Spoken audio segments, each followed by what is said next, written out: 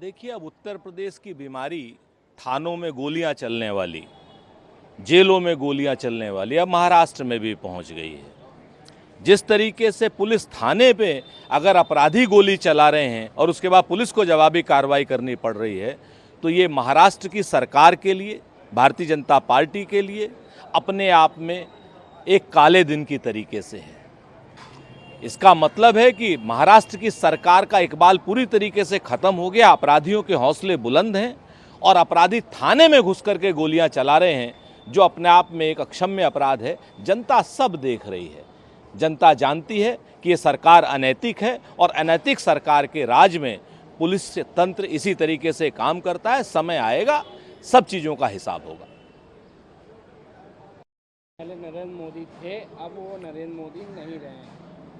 आज विपक्ष उनसे जो भी करवाना चाहता है हम करवाते हैं, क्यों वो कानून लाते हैं और हम उनके खिलाफ मजबूती से खड़े होकर उस कानून को पास ना होने के लिए हम रोकते हैं उसको। देश की जनता का धन्यवाद, करोड़ों जनता का बारंबार धन्यवाद, मतदाताओं का धन्यवाद, जो आज की डेट में विपक्ष को मजबूत किया। और अगर ईमानदारी से कहीं और भी चुनाव होते, जैसी एडीआर की रिपोर्ट है, तो आज विपक्ष की सरकार होती, जिसकी वजह से आज नरेंद्र मोदी मजबूत नहीं, एक मजबूर प्रधानमंत्री की तरीके से लग रहे हैं। और मजबूर प्रधानमंत्री को हर वो काम करना पड़ता है जो जनता के हित में है, हर वो नियम उनको वापस करने पड़ते हैं जो जनता के विरोध में वो लेकर के आते हैं। चाहे कोई भी बिल हो, चाहे लेटरल एंट्री हो, चाहे अन्य चीज़ें हों, वो सारी की सारे वापस करने को मजबूर हैं। अगर कहीं नरेंद्र मोदी जी 400 सीटें पार लाते तो इस संविधान को भी चेंज कर सकते थे, ऐसा हमें लगता है। आज नरेंद्र मोदी मजबूत नहीं, एक मजबूर प्रधानमंत्री की तरीके से काम कर रहे हैं। जनता जो चाहती है, प्रतिपक्ष जो चाहता है, वो उनसे करवाता है। सीबीआई की जांच क्यों नहीं कराते हैं नरेंद्र मोदी जी?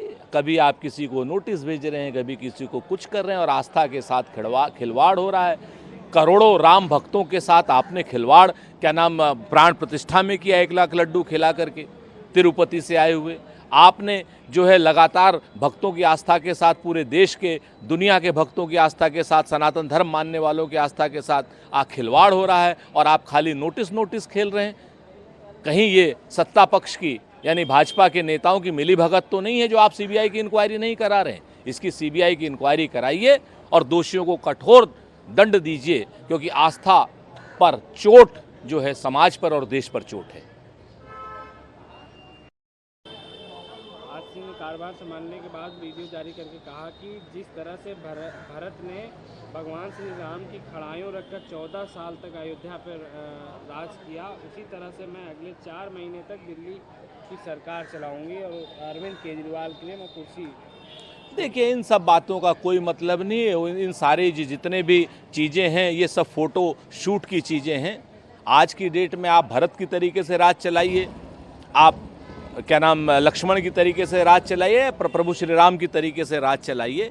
राज जो है जनता के लिए होना चाहिए। जनता को उनकी समस्याओं का समाधान दीजिए, उनकी पानी की समस्या का समाधान कीजिए, बिजली की समस्या का समाधान कीजिए, जल भराव की समस्या का समाधान कीजिए, कूड़े की समस्या का समाधान कीजिए, यमुना को साफ कीजिए। ये आपके काम हैं। आप राज भरत की तरीके से चला रही हैं या प्रभु श्री राम की तरीके से चला रही हैं, ये आपका निजी विषय है। बेंगलुरु में फ्रिज के अंदर 30 टुकड़ों में एक महिला का कटा हुआ शव मिला है, सब कैसे देखते हैं? देखिए, पुलिस अपना बहुत काम कर रही है और जल्दी से जल्दी उस क्या नाम जघन्य हत्यारों को पकड़ा जाएगा। इस तरीके के हत्यारों के जो मानसिक रूप से विक्षिप्त हैं, दुर्दांत हैं, ऐसे लोगों की समाज में कोई आवश्यकता नहीं है। पुलिस जल्द से जल्द उसे पकड़ के कानून के सम्मुख प्रस्तुत करेगी और उसके खिलाफ कठोर अभियोजन करेगी और उसको कठोर से कठोर सजा दिलाएगी।